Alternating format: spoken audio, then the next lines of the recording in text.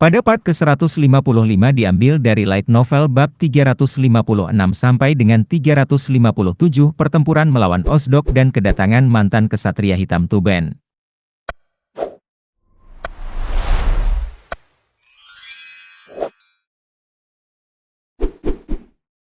Jin menyipitkan mata secara refleks. Kilatan racun yang keluar dari tangan Mary telah menyengat matanya. Itu adalah cahaya yang menyilaukan, sebanding dengan serangan langsung dari flash cannon. Langkah terakhir. Atau mungkin teknik rahasia. Tampaknya itu bukan serangan yang berpola seperti pedang legenda. Ketika Jin memikirkan hal ini, Mary telah menyelesaikan gerakannya. Asap putih mengepul dari pedang Mary, memanjang secara diagonal menuju Osdok. Mary menarik napas dalam-dalam. Perpindahan telah berakhir, namun belum ada yang berubah. Aku bahkan tidak bisa melihat saat pedang itu menyerang. Bahkan untuk orang seperti Jin. Tidak, bahkan untuk warrior yang lebih terampil dari Jin. Bereaksi terhadap cahaya itu adalah hal yang mustahil. Sesuai dengan namanya. Kecepatan cahaya, sebuah serangan yang bahkan makhluk tertinggi pun tidak akan bisa menghindarinya hanya dengan reaksi, karena tak seorang pun di dunia ini yang bisa meresponsnya. Hal ini dapat dihindari dengan prediksi yang melampaui reaksi. Atau semacam realisasi yang melebihi prediksi. Lightspeed Thrust adalah pedang yang tidak akan pernah bisa dihindari tanpa elemen tersebut. Terlebih lagi, monster yang bahkan tidak memahami dasar-dasar ilmu pedang tidak bisa bereaksi terhadap serangan misterius itu. Sinar itu sudah menembus dada Osdok 3 detik lalu. Memadamkan. Sesaat kemudian, suara sesuatu yang robek dan meledak di dada Osdok terdengar. Sebuah lubang, yang cukup besar untuk menampung kepala seseorang, dilubangi di tengah dadanya yang besar. Osdok menundukkan kepalanya dengan putus asa, menatap ke lubang itu, sementara Jin melihat ke sisi lain. Dia melihat pemandangan di mana lubang yang lebih besar terbuka di langit. Dorongan kecepatan cahaya telah mencapai langit. Itu membentang seperti pulau melingkar melalui awan tebal yang melayang di langit mirip laut hitam, menciptakan keretakan. Sebuah getaran merambat di punggung Jin.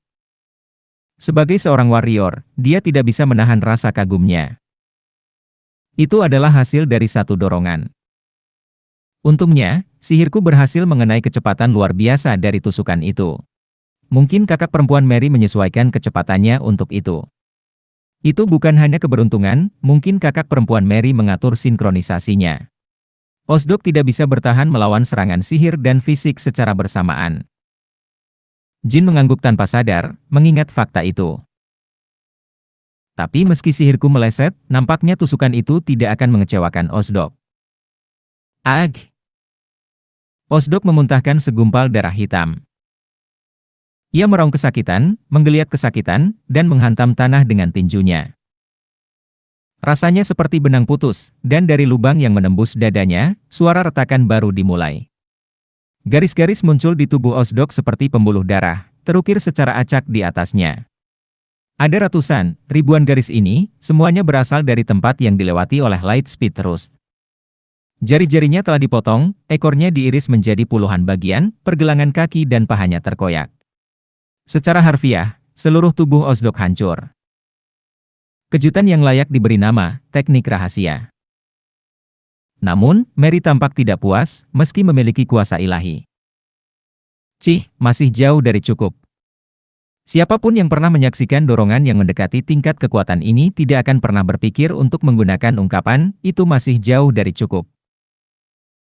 Namun, jika seseorang pernah melihat pedang Chiron Rankandel melenyapkan lawan dalam satu serangan, jika kamu adalah seorang Rankandel yang tumbuh besar dengan menyaksikan adegan seperti itu, mereka mungkin percaya itu masih belum cukup.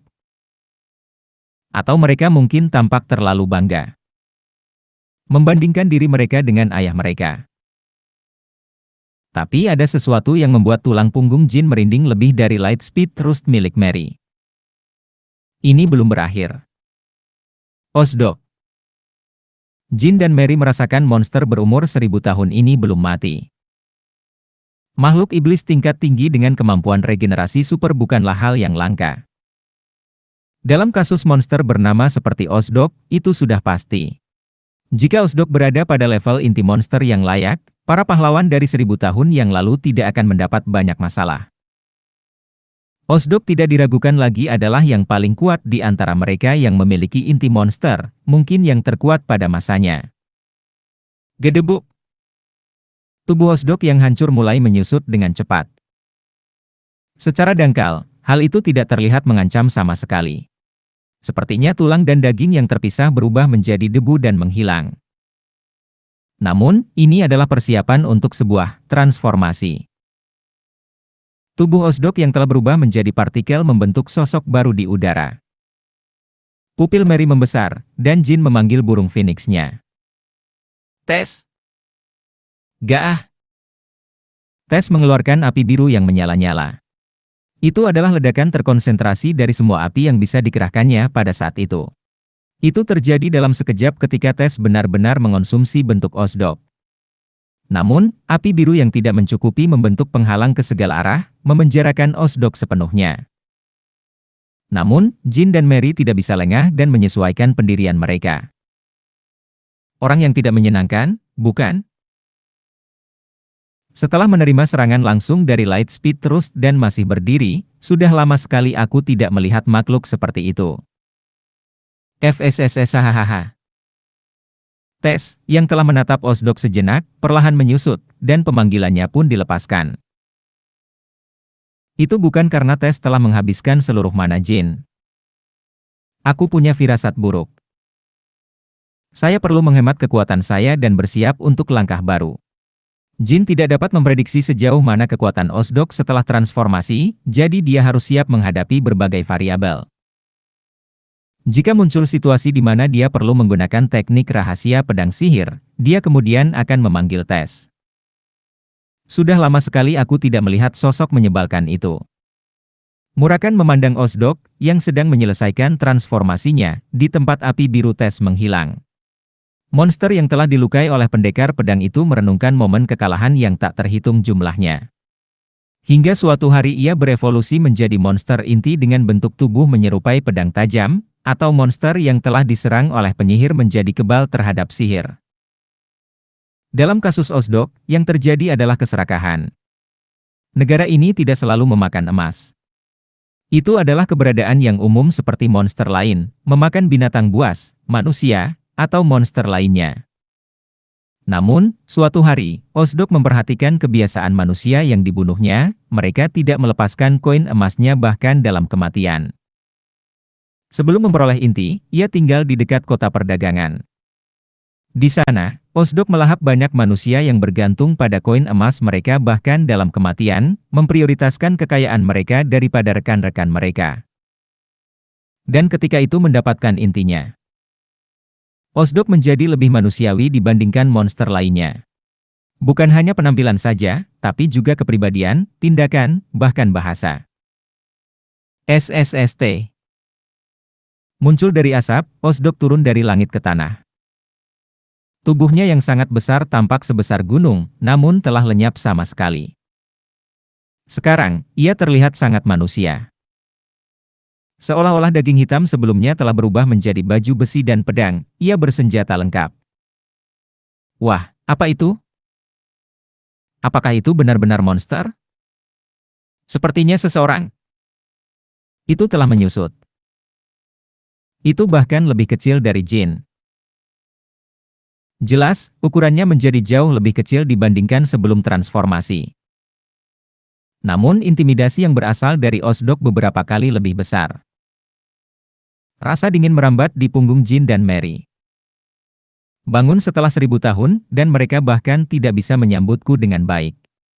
Perawatan macam apa ini? Osdok mengangkat bahu dan berbicara. Sial, yang bungsu. Apakah benda itu hanya mengucapkan kata-kata manusia? Dorongan terakhir itu cukup berbahaya. Itu hampir menimbulkan masalah besar. Saat Osdok selesai berbicara, setetes darah berceceran di pipi kanan Mary. Itu adalah energi pedang yang ditembakkan Osdok, menggores pipinya. Awalnya ditujukan ke lehernya, jika Mary tidak menoleh, tenggorokannya mungkin akan teriris. Mary dengan cepat menjauhkan diri. Dadanya berdebar kencang, dan napasnya semakin cepat. Keringat dingin terbentuk di tangan yang menggenggam pedang. Oh, kamu menghindarinya. Niatku adalah membunuhmu tanpa rasa sakit, mengingat manfaat membangunkanku. Tapi jika kamu pergi seperti ini, kamu hanya akan menderita.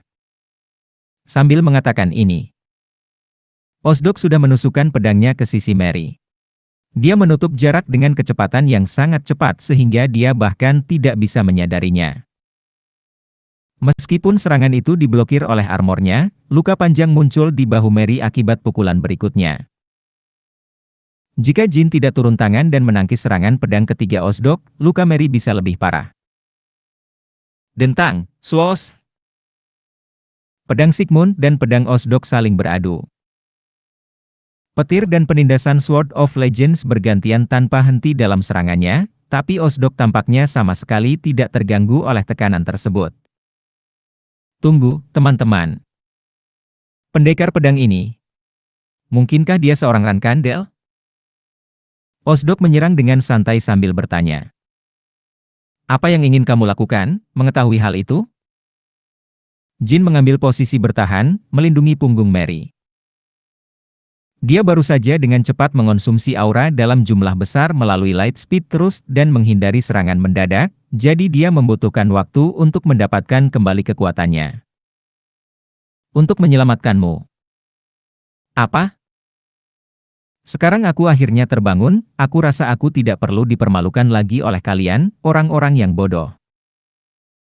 Jika Rankandel masih ada, Zippley akan hancur, bukan? Karena semua faksi telah menetapkan monster sebagai musuh publik di masa lalu, Osdok memahami bagaimana manusia memandang individu sebagai perwakilan faksi mereka. Oleh karena itu, dia selalu berdagang dengan berbagai faksi sesuai kebutuhan untuk bertahan hidup.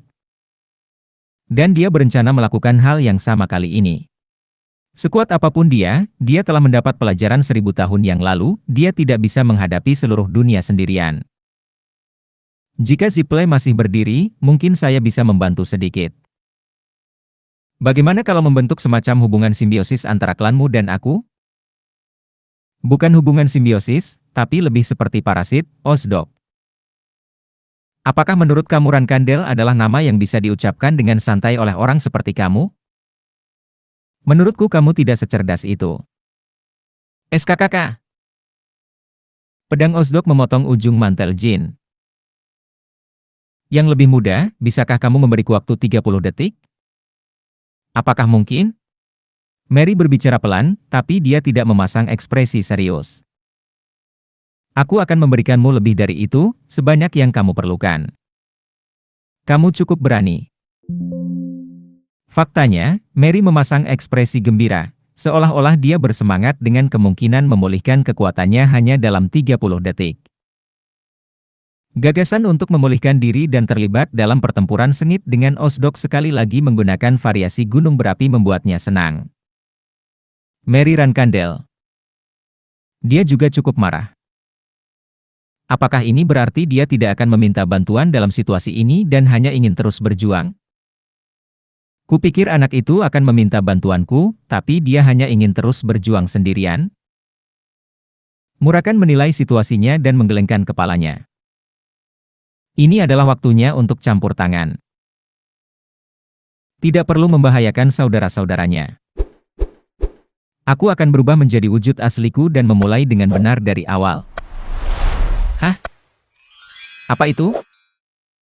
Sementara Murakan menghitung situasi terkait masuknya dia. Dari suatu tempat, seberkas cahaya terbang dan memotong lengan kanan Osdok. Itu bukan serangan Jin dan Mary. Terlebih lagi, itu adalah serangan yang awalnya bertujuan untuk menghancurkan tubuh Osdok. Kauha. Oho, apakah kamu menghindarinya? Seorang pria tersenyum saat mengucapkan kata-kata yang diucapkan Osdok kepada Mary beberapa waktu lalu. Dia telah mengamati kelompok Jin di medan perang selama ini.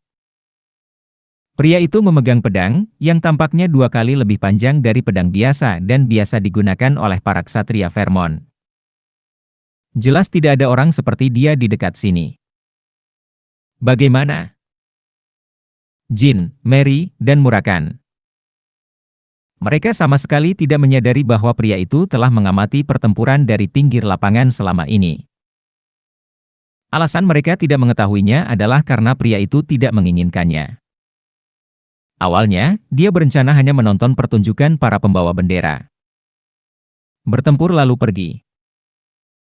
Namun, kehadiran makhluk iblis bernama Osdok menarik minatnya, dan dia mengungkapkan dirinya.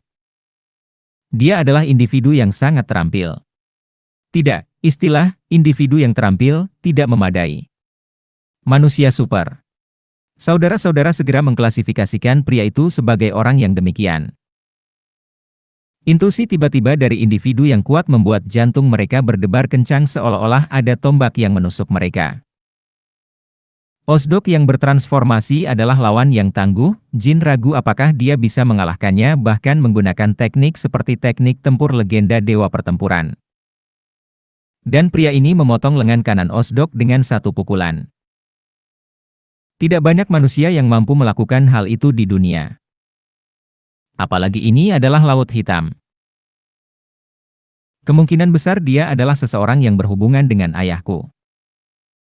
Seorang ksatria hitam atau mungkin mantan ksatria hitam. Wajah pria itu tidak terlihat karena tudung jubahnya. Dia melirik sekilas ke arah Jin dan Mary, lalu mengalihkan perhatiannya ke Osdok, yang sedang meregenerasi lengannya sebelum ada yang menyadarinya. Siapa kamu? Osdok memang makhluk cerdas yang mampu berbicara seperti manusia. Dia menyadarinya segera setelah dia menerima pukulan itu. Bahwa pria ini bukanlah seseorang yang bisa dia tangani. Meskipun begitu, jika dia dalam kondisi terbaiknya, tidak perlu merasa terintimidasi. Namun, dalam kondisinya saat ini, hal itu tidak masuk akal. Apakah itu kamu? Memotong. Seperti bulan sabit, serangan pedang melintas dan memotong lengan kanan Osdok yang baru beregenerasi. Darah muncrat seperti air mancur, dan Osdok meringis kesakitan, mengangkat tangannya lagi untuk membuat jarak. Bahkan tuanku pun tidak menyapaku dengan cara seperti itu. Namun, makhluk iblis sepertimu berani berbicara begitu berani. Siapa? Anda, Tuan. Osdok langsung berubah ke posisi tunduk setelah menerima pukulan itu. Ekspresi dan posturnya menunjukkan ketakutan yang dia rasakan bahkan dari kejauhan. Makhluk iblis yang cerdas ya? Apakah kamu tidak mempunyai kemampuan untuk belajar? Astaga! Saat pedang melengkung itu berayun, suara dingin dari sesuatu yang diiris bergema. Kali ini, lengan kanan Osdok lagi. Kauha. Ketika seseorang menanyakan tentang lawannya, biasanya yang terbaik adalah mengungkapkan nama dan statusnya sendiri terlebih dahulu. Oh, apakah aku sudah berharap terlalu banyak pada makhluk iblis? Tidak, bukan itu. Retakan. Kali ini, pria itu meraih Osdok dari belakang dan melancarkan tendangan rendah yang kuat ke pahanya. Jika seseorang tidak terbiasa mendengar suara otot robek dan tulang patah, mungkin dia akan menutup matanya rapat-rapat.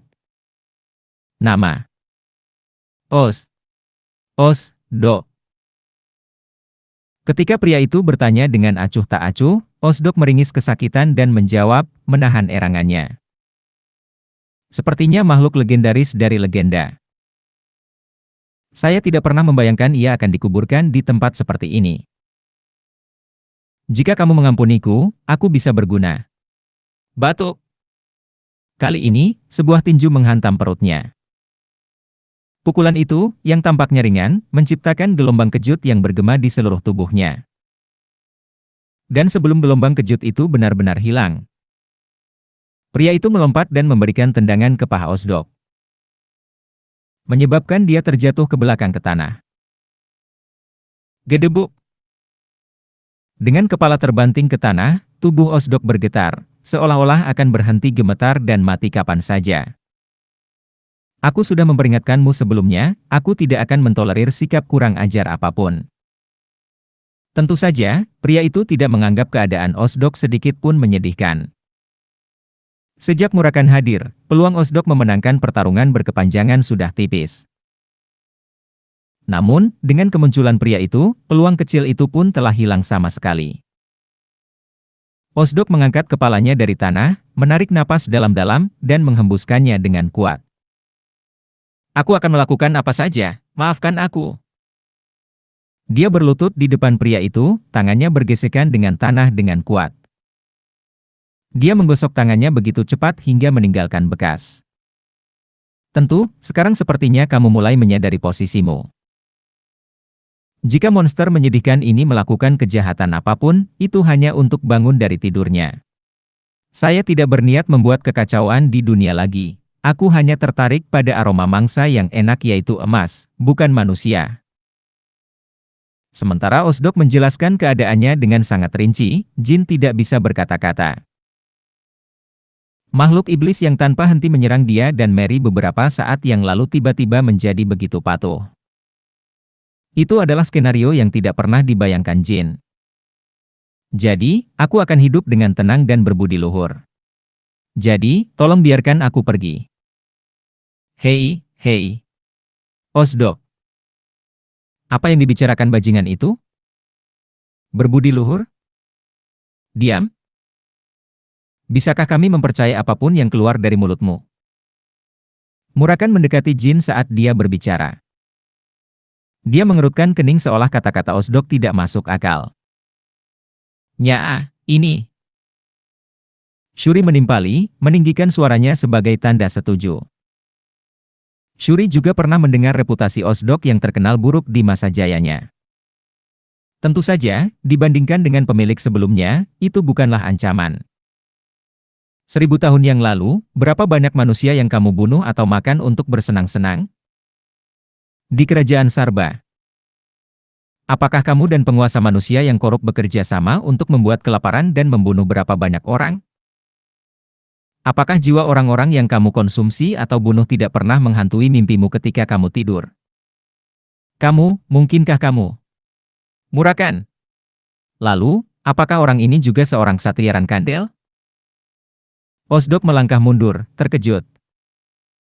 Saat dia menyebut orang ini, yang dia maksud tentu saja pria itu. Dalam ingatan Osdok, Murakan tetap menjadi Raja Langit, bahkan di puncak kejayaannya. Kecuali dia telah menyandera seluruh kerajaan Sarba, yang terbaik adalah menghindari tatapannya. Wah, wah. Murakan menggunakan kelingkingnya untuk menyentuh telinganya sambil mengangkat bahu. Sepertinya kamu perlu lebih banyak pukulan.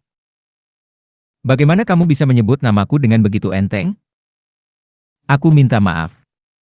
Tidak, saya minta maaf. Hanya saja aku terbangun setelah sekian lama. Ya, itu lebih tepat. Sekarang ayo pergi. Kemana kita akan pergi? Persetan. Permukaan bukanlah tempat yang cocok untuk monster sepertimu yang memiliki banyak hutang. Jatuhkan inti kamu di sepanjang jalan. Cari tahu sendiri. Atau haruskah aku melakukannya untukmu? Setelah pria itu, Jin juga merasakan ketakutan aneh pada Osdok terhadap Murakan. Sikap makhluk purba 1000 tahun yang lalu terhadap Murakan adalah sesuatu yang tidak bisa dia biasakan. Bagaimana ini mungkin? Dan apa yang ingin kamu lakukan dengan intiku? Kamu mempunyai banyak pertanyaan, padahal kamu akan mati. Saat Murakan maju dengan cepat, Osdok tampak hampir menangis. Saat jarak antara Osdok dan Murakan tinggal sekitar 5 langkah, pria itu menghalangi jalan Murakan. Apa?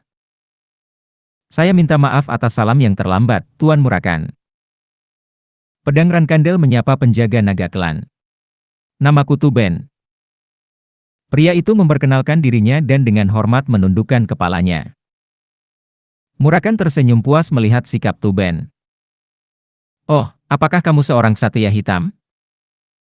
Saya sudah lama melepas helm hitam itu, tapi saya masih menjalankan fungsi yang sama seperti dulu. Ya, kamu sudah melalui banyak hal. Pokoknya, minggirlah dan biarkan aku menyelesaikan ini. Saya minta maaf. Saya tidak bisa melakukan itu. Mengapa? Murakan tidak menanyakan alasannya. Kalau begitu aku harus menanganinya dengan paksa. Apakah tidak ada jalan bagimu untuk mundur? Aku menginginkan inti tubuhmu. Minggir. Tuben menatap Murakan tanpa menjawab. Dalam pikirannya, perhitungan berpacu ketika dia bertanya-tanya bagaimana tuannya akan menilai situasi. Ya, baiklah. Apakah tidak ada seorang pun di sini yang peduli padaku dan yang lebih muda? Mary berbicara dengan ekspresi penuh tekad. Pembawa bendera ketujuh, saya juga minta maaf atas keterlambatan salam. Apakah kamu baik-baik saja? Seperti yang kamu lihat, aku baik-baik saja. Tapi aku tidak menyangka kalau yang akan menerobos pertarunganku adalah Ser Tuben. Bukan, maksudku, Paman Tuben. Mary menyipitkan matanya. Kalau ini Paman Tuben yang kukenal, dia tidak akan berani menyentuh mangsaku sembarangan. Benar kan? Tuben pernah membantu latihan pedang Mary di bawah komando Rosa di masa lalu. Meskipun dia sudah lama tidak mengajarinya, Tuben menjunjung tinggi naluri dasar Mary. Itu sebabnya dia tidak terlalu terkejut saat melihat Chiron secara langsung mengirimkan teknik rahasia padanya. Wung. Pedang Mary berkilau dengan aura berasap. Kenyataannya, sejak kemunculan Tuben, Mary ingin mengatakan sesuatu, tapi dia menahannya karena dia menekan aura yang melonjak. Sepertinya semua orang salah paham. Orang ini adalah mangsa bagi saya dan yang lebih muda. Bahkan jika ayahku ada di sini secara langsung dan bukan mantan ksatria hitam, dia tidak akan menyentuh mangsaku. Mary sekarang bersiap untuk melawan Tuben, bukan Osdok. Seperti itulah dia. Karena kualitas inilah dia selalu mendapat nilai tinggi dari Chiron. Namun, tidak semua yang dia katakan saat ini sepenuhnya tulus. Bahkan kakak perempuanku pun tahu cara menyombongkan diri. Meskipun Mary benar-benar marah atas gangguan tiba-tiba Tuben, dia melakukan pertunjukan untuk melindungi apa yang layak diterima adik laki-lakinya yang tercinta, inti Osdok. Tetapi jika Ser Tuben tidak mundur ke sini, saya harus tetap berpegang pada kata-kata yang baru saja saya ucapkan. Akankah ada peluang menang jika Mary, Murakan, dan Jin bergabung melawan Tuben? Di tengah perhitungan yang cepat, Murakan juga mulai ikut serta dalam gertakan Mary. Ya, Mary benar. Kamu tidak bisa tiba-tiba muncul dan ikut campur dalam pertarungan orang lain. Setelah bertransformasi menjadi wujud aslinya, Murakan melirik ke arah Tuben dan Osdok. Osdok merasa seperti sedang menyeberangi sungai kehidupan dan kematian setiap saat. Dia telah berubah dari mencoba mendominasi anak-anak yang mencoba membunuhnya menjadi memohon kepada raksasa, dan sekarang dia menghadapi ancaman Murakan dan anak-anak bersama-sama. Dan mengenai misimu, aku bahkan tidak tahu apa itu. Tapi monster itu tidak akan membawa kebaikan apapun ke dunia meskipun kamu membiarkannya. Kamu tahu betul kepribadianku, bukan? Paman Tuben. Saya tidak pernah mundur pada saat-saat seperti ini. Sekalipun itu berujung pada kematian yang mengenaskan. Jin, yang menyelimuti Sigmund dengan energi kilatnya, mengambil posisi di samping Mary. Dia tidak pernah membayangkan dia akan menghadapi ksatria hitam kuno dengan cara seperti ini. Sebaiknya kamu mundur saja, Ser Tuben. Aku tidak tahu bahwa pembawa bendera ke-12 mempunyai sisi ceroboh seperti itu. Haha, Paman Tuben. Orang ini bahkan lebih keras kepala dariku. Kalau mau melakukannya, ayo cepat selesaikan sebelum semangatnya memudar. Saat Mary hendak menghunus pedangnya dengan kilatan di matanya. Tunggu sebentar. Osdok, yang baru saja selesai mengatur pikirannya, angkat bicara. Itu saja, ada cara untuk mencapai tujuan semua orang. Jika Lord Murakan dan anak-anak Rankandel mengambil inti tubuhku, dan Ser Tuben membawaku hidup-hidup, bukankah itu menyelesaikan masalah?